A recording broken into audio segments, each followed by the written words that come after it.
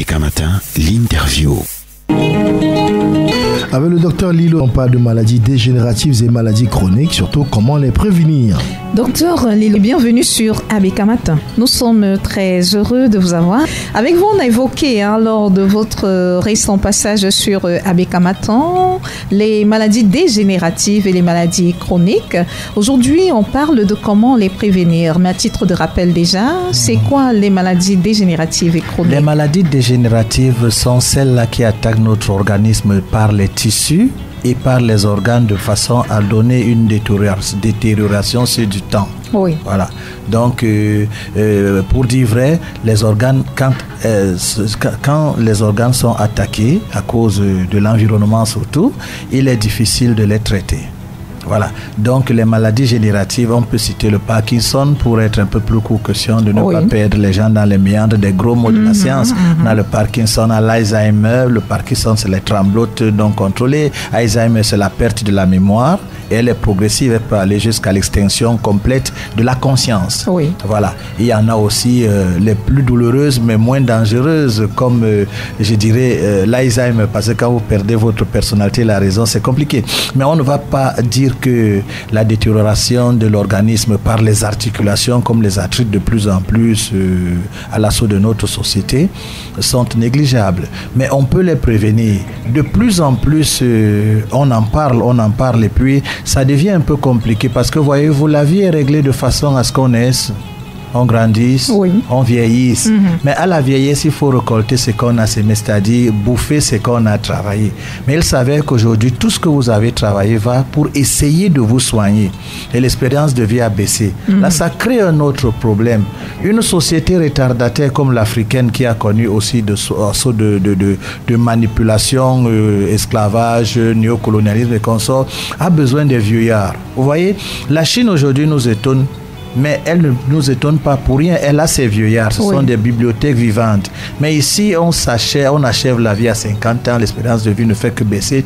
Mais ce sont les bibliothèques qui s'en vont. Voilà. Sans oublier que la dignité humaine par la maladie du troisième âge est inhumaine. La dignité humaine devient inhumaine, si je peux dire comme ça, parce que c'est très contraignant. Vous souffrez dans votre chair, vous êtes... Et vous entraînez les autres dans votre souffrance. Quand vous perdez l'autonomie de vos membres, vous devez être pris en charge, vous voulez aller au petit coin, vous devez vous faire accompagner, vous devez vous faire nettoyer. Non seulement vous êtes extrêmement dérangé, mais vous dérangez aussi l'entourage, ce qui complique encore votre état global, parce que vous vous sentez une bombe, et vous avez besoin de dégager, quitter les lieux par le chemin le plus mauvais. La mort, pour moi, c'est comme ça, hein. Même si ça va automatiquement arriver, c'est la chose la plus mauvaise de l'existence. Voilà, maintenant, vous voyez, nous avons un système de santé tellement moribond. C'est de l'agitation, il faut que je le dise. Parce qu'en haut, on se plaint des plateaux techniques. À côté, on se plaint de manque de techniciens, médecins, infirmiers, en fait, les professionnels de santé. Mais on ne fait rien pour prévenir les maladies. Alors quand moi j'entends les gens se plaindre, j'ai un ministre, un responsable des infirmiers d'un certain pays aller jusqu'au Canada demander qu'on arrête le départ des infirmiers pour le Canada parce qu'il n'y en a même pas d'abord et arracher le reste. Moi j'ai eu honte. Ça c'est quelle société où les gens ne réfléchissent pas. Moi ça m'a fait honte et ça me fait encore honte. Pourquoi, docteur ? On dit que le Canada n'appelle plus les infirmiers qui partent parce qu'on ne s'occupe pas bien d'eux. Et dans le pays, on se plaint qu'ils sont peu nombreux, alors qu'il faut faire quelque chose. Un bon système de santé commence par la prévention. On ne vient pas avec le programme fantasmagorique et criminel qu'on a lancé en 2000, Santé pour tous là en 2000. Moi, personnellement, encore tout jeune, je croyais qu'on apportait quelque chose de concret. Mais c'était plus pour approcher les gens des médicaments et des hôpitaux, ce qui n'a pas de sens. Cuba est passé par plusieurs années d'embargo. Vous le savez, mais jusqu'aujourd'hui, ça garde le meilleur système de santé au monde parce que c'est axé d'abord sur la prévention. Et la prévention vaut mieux que les traitements.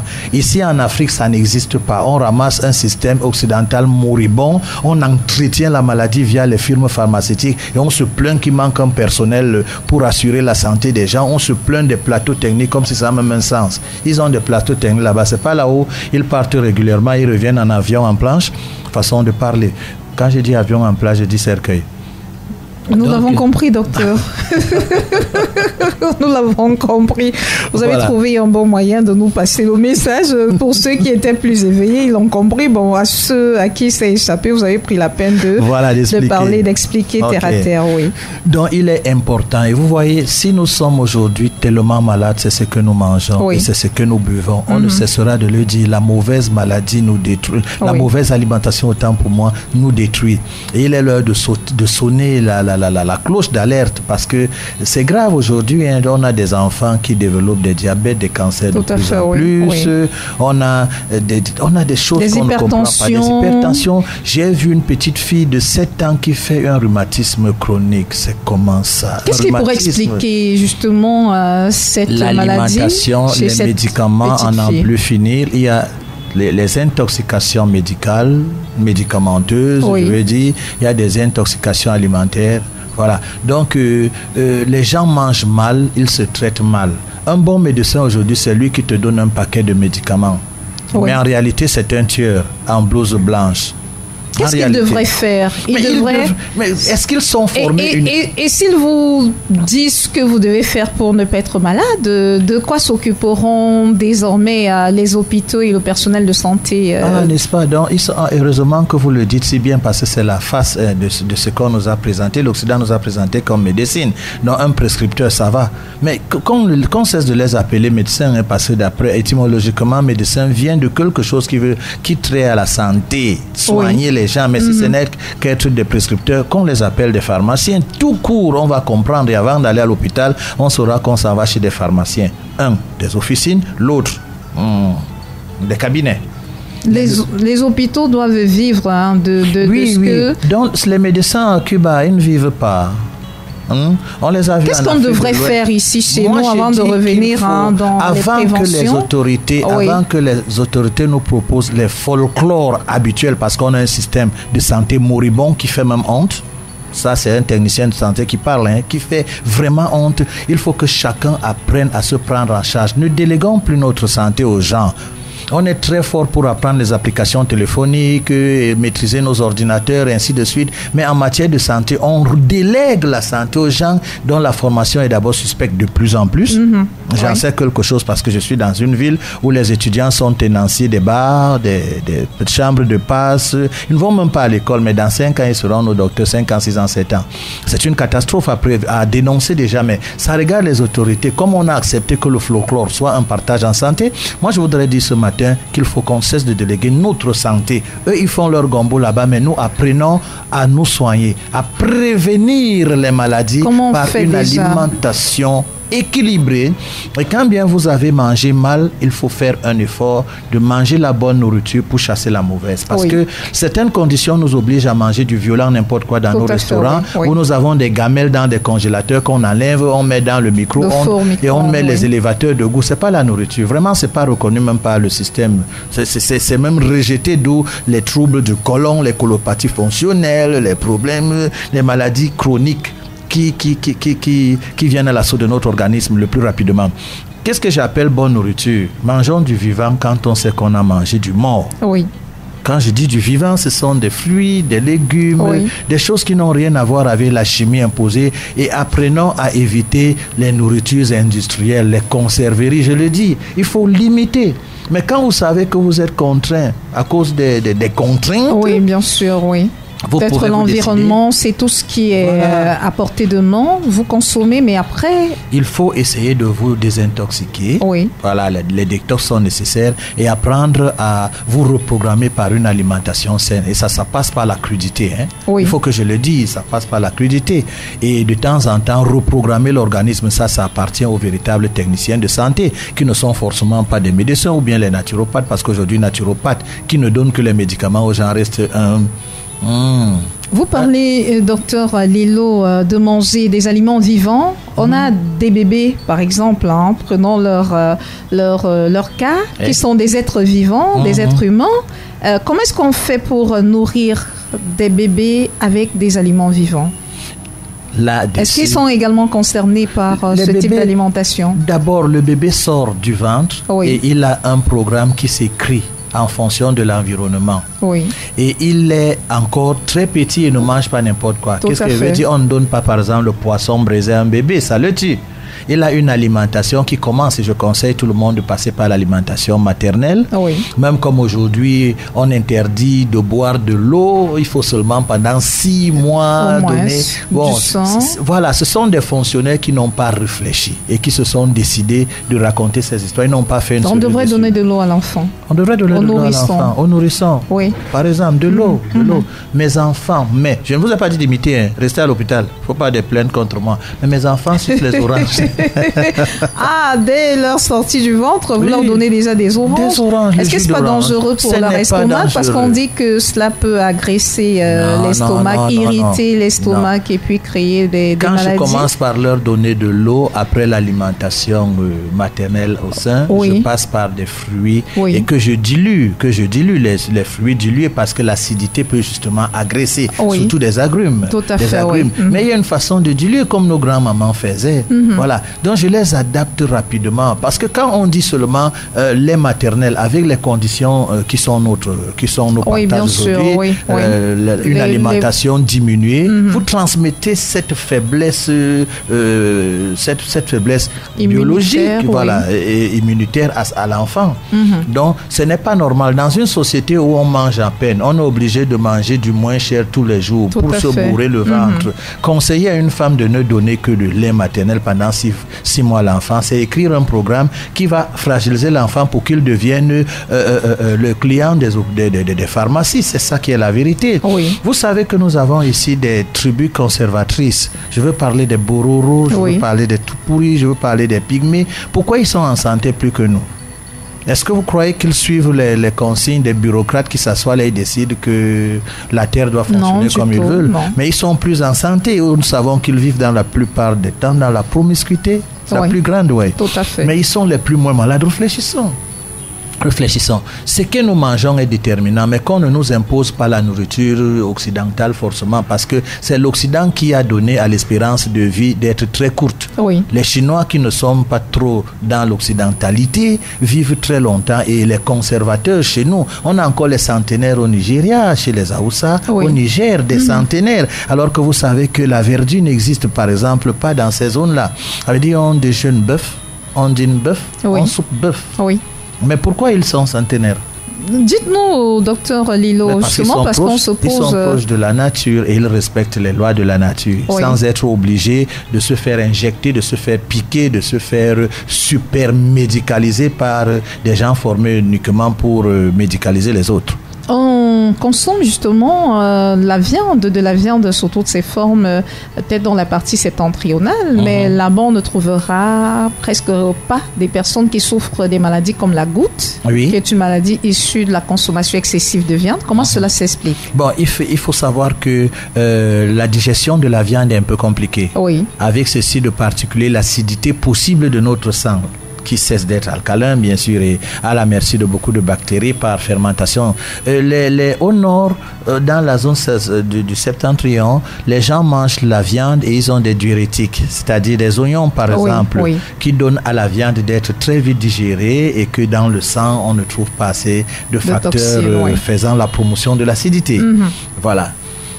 Et pour prévenir donc ces maladies dégénératives et ces maladies chroniques, vous nous l'avez dit, c'est possible lorsqu'on a intoxiqué son organisme parce qu'on n'avait peut-être pas le choix d'utiliser des méthodes qui peuvent nous permettre d'épurer notre sang, de détoxifier l'organisme. Tout à fait. Et de ne pas tomber malade. Oui, au premier niveau, parce qu'il faut le dire, quand quelqu'un est déjà tellement déformé sur le plan biologique, il a besoin des techniciens pour le soutenir ou des produits particuliers capables de faire dans la désintoxication, la reprogrammation systématique de l'organisme, ce qui se fait en immunothérapie, en thérapie cellulaire de plus en plus, on en parle. Voilà. Mais je conseille, avant toute chose, il faut savoir que quand on a mangé 5 jours mal, pendant le week-end, on peut se taper des crudités. On peut faire une cure d'eau une cure d'eau aussi, par exemple, c'est archi nécessaire.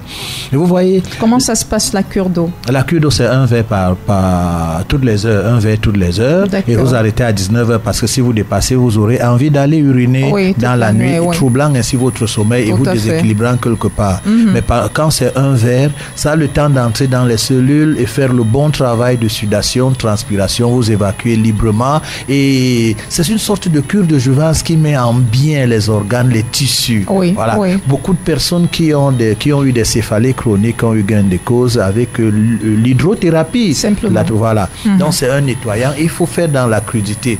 Reprenons l'habitude de manger des fruits, des légumes, même si ça n'a pas un bon goût comme le porc braisé, mais dira-t-on. Mais porc braisé égale beaucoup de maladies aussi entre-temps. Oui, on a besoin de fruits, et de l'hydrothérapie. Oui, on a besoin donc de tout cela pour prévenir ces maladies. Quels sont les signaux de notre organisme pour qu'on sente que l'organisme souffre, est intoxiqué, justement? Il y a déjà la perte de sommeil, les douleurs articulaires, les vertiges. Quand vous avez des insomnies, difficultés à dormir... Ou bien vous dormez comme un cadavre. Vous dormez beaucoup, soit... Si le sommeil est très profond, c'est problématique. Si vous n'avez pas de sommeil, c'est problématique. Oui. On doit vous tapoter, vous vous réveillez. Mais il y a des gens qui sont capables d'être placés sous la pluie, ne se réveillent pas, des demi-cadavres. Là, c'est très dangereux. Là, on sent que les organes ne fonctionnent pas normalement. Voilà, vous pouvez avoir des troubles intestinaux, des ballonnements, des bourdonnements, des constipations de plus en plus récurrentes et qui créent des sérieux problèmes parce que les hémorroïdes, crises hémorroïdiques, tout ça, les hémorroïdes chroniques partent aussi de la constipation qui est devenue assez récurrente. Voilà. Donc, oui, je vous écoute. Oui, en fait, on a donc ça, le sommeil très profond, alors le sommeil, on est très fatigué sans effort. On se lève comme si dans la nuit on travaillait dans un champ. Au lieu d'être en forme, on est plutôt fatigué. Ce sont des signes avant-coureurs. On a des migraines, on a des vertiges. Les vertiges, quand vous avez des vertiges, c'est que certains processus, certains mécanismes internes ne sont pas en train de fonctionner optimalement et c'est une sonnette d'alarme. Il faut essayer de regarder ce qui se passe. Soit le sang est vraiment intoxiqué et la vitesse de circulation laisse des signaux dangereux et le cerveau dans la gestion des processus ne se retrouve pas. Alors il lance des sonnettes, des cris pour dire ça ne va pas. Essayez de travailler là-bas à l'extérieur. Quand l'intérieur nous parle de l'extérieur, c'est ce que nous devons faire pour donner à l'organisme de s'être équilibré. Parce que c'est toute une organisation que nous savons gâter par l'environnement, les choses que nous mangeons, que nous faisons, et ainsi de suite. Et quand l'intérieur ça ne va plus, il lance des cris pour que l'extérieur, donc notre apport et ceux qui sont techniciens de santé véritables entrent en action. Oui, et à ce moment-là, quels sont les mécanismes les leviers qu'on doit tout de suite actionner? Oui, je vous ai parlé d'abord de l'hydrothérapie. L'hydrothérapie est d'abord nécessaire. Voilà. Et si vous avez trop travaillé, vous êtes sujet aux migraines, aux fatigues intempestives, apprenez à vous reposer. Je connais des gens qui partent du bureau à 19h et ils sont à la télé jusqu'à minuit. Qu'est-ce qu'ils regardent? Le sport, la musique. D'autres vont attendre même les films X un peu tard pour se choquer le mental. Non, c'est très dangereux ça. Vous aurez des comptes à rendre. Vous allez payer. Il faut dire que dans le cadre de la prévention, on a retenu qu'on devrait faire attention. Justement. Les crudités doivent revenir dans nos habitudes. Même si les fruits sont rares, vous pouvez manger des salades, la laitue, la fameuse laitue. Faire dans la crudité. Moi, j'ai découvert quelque chose quand j'étais frappé par un cancer. J'ai eu le cancer très tôt, à moins de 35 ans. Un cancer qui m'avait. Et vous en avez guéri foudroyé. parce que les auditeurs, c'est important qu'ils le sachent. Vous avez guéri de cette maladie. Bien sûr. Moi, je vous montre. Naturellement. Un ganglion contrôleur de la tumeur. Voilà. Ce sont les. Et là, c'était à la tête, une partie délicate. Oui, très délicate. L'oncologue d'un hôpital de la place m'avait donné moins d'un an. Voilà. Moi, j'ai refusé de prendre la chimiothérapie. Je suis rentré dans la crudité. J'ai essayé de faire les jeûnes diététiques. Ça ne marchait pas trop, mais je suis entré dans la crudité. Je râpais mes carottes, mes pommes de terre et pommes de France. Je mettais tous les oignons, ainsi de suite. Ça donnait quand même quelque chose de bon. Je parle des patates crues, des pommes crues. Et j'ai mangé ça presque pendant 5-6 mois. Et la douleur a commencé à s'estomper. Aujourd'hui, je suis complètement complètement guéri et assez d'examens l'ont démontré. Combien d'années après 6 mois.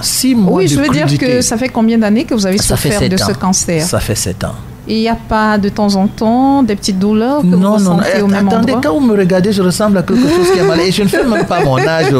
Je ne fais pas mon âge. Ah, vous avez quel âge, docteur? J'ai 51 ans le 22 février. Oui, c'est vrai en plus. Il faut dire que docteur Lilo, c'est un médecin. Hein. Oui. C'est un médecin de formation qui a choisi justement de ne pas se retrouver dans nos hôpitaux du Cameroun parce qu'il est important de le dire aux auditeurs. Votre spécialité, c'est la virologie. Oui, je suis virologue, mais je n'exerce pas trop en virologie parce qu'il faut le dire, il y a beaucoup de disciplines scientifiques, médico-scientifiques qui sont des escroqueries à ciel ouvert. Je ne veux pas entrer dans les détails, on va me taper dehors.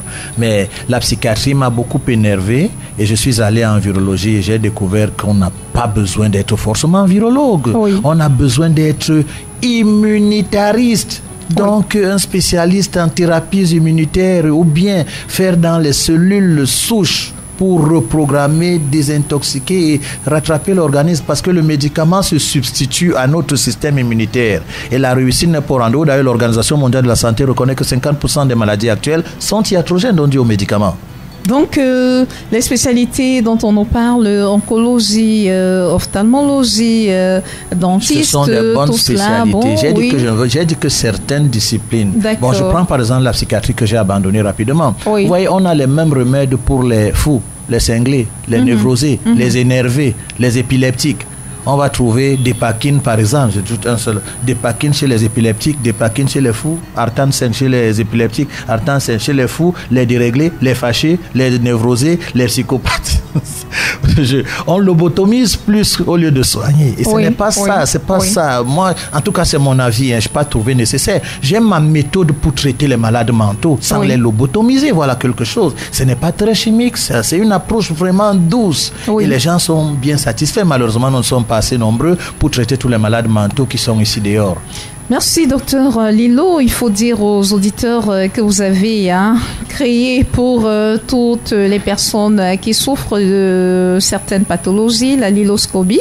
Et avec liloscobie, de nombreuses personnes trouvent leur compte, y compris celles qui souffrent des maladies dites maladies qu'on ne peut pas soigner, comme le cancer, comme des maladies sexuellement transmissibles, comme le sida. Vous avez des solutions que vous apportez à ces malades-là? Bien sûr, sans vouloir faire dans ce que certains font, c'est-à-dire la pub. Voyez-vous, moi j'entre dans la préparation médicinale parce que les gens me reconnaissent depuis une vingtaine d'années comme quelqu'un qui critique trop ce que les autres font. Mais en réalité, c'est pas critiquer pour critiquer, c'est la bonne critique. Vous ne voyez pas que les gens me dérangent ici dehors en matière de santé. Je crie comme j'ai crié pour le sida, les vaccins et le Covid où on m'a traité de tout, mais il semble qu'aujourd'hui j'ai raison. C'est quand le français là a pris position qu'on s'est souvenu que notre Noiro là avait parlé de cette escroquerie à ciel ouvert que le Covid-19, c'est qu'on se souvient que j'étais là.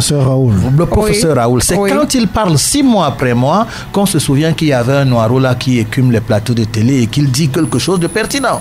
Voilà. Donc, j'ai dit non, donnez-moi du temps. Pendant 18 ans, j'ai fait des travaux. Mon désir de fabriquer des pharmacies en bouteille, ça ne date pas d'aujourd'hui. C'est-à-dire mettre ensemble le plus grand nombre de produits pour apporter une solution générale. Mais en matière de médecine douce, donc curieusement, je me retrouve avec une petite réussite. Bon, écoutez, la plus belle femme de Vous continuez vos recherches pour que ce soit parfait. Merci, docteur Lilo, d'avoir répondu à nos questions. C'est moi qui vous remercie. Voilà. Pour ceux qui souhaitent avoir le contact de docteur Lilo, ils peuvent appeler nos numéros de téléphone. Et il est important de le dire parce que nous avons été, Dr Lilo a été très sollicité la dernière fois, mais je vous suggère de ne contacter le numéro qu'à partir de 13h. C'est à partir de 13h que vous pourriez avoir, même aujourd'hui, le Dr Lilo, les 2 numéros via lesquels vous pourriez le contacter et notamment via WhatsApp. C'est une suggestion que je vous fais. 674 28 30 97. Je reprends tout doucement. 674 28 30 97. Une dernière fois. 674 28 30 97. Il y en a un second. Le second numéro, c'est le 6 95 81 38 45. 6 95 81 38 45. Une dernière fois, 6 95 81 38 45 à partir de 13h. Tout pile, vous pourrez donc essayer de rentrer en contact. Et généralement, si vous avez un problème, laissez votre problème par écrit ou par note vocale, par WhatsApp. Le docteur Lilo, qui est très sollicité, voilà, trouvera forcément du temps pour vous contacter et vous apporter des propositions. Toutes nos interviews sont désormais disponibles en version augmentée sur notre plateforme digitale www.abkradioofficiel.com.